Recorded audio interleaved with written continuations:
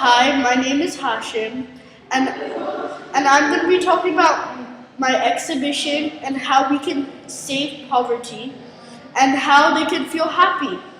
So, first off, we can make donation boxes, put like toys, food, or like homework which is from like old homework, which like they can study from. And then you can probably make like little houses, like little huts. And then you can also like donate like things you made for them. And you can actually go to a refugee camp and help them. Like help them to study, help them to communicate,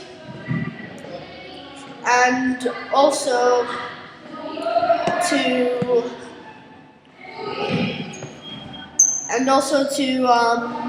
help them speak different languages.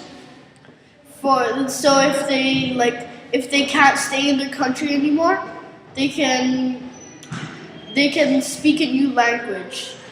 So that's it for this chat.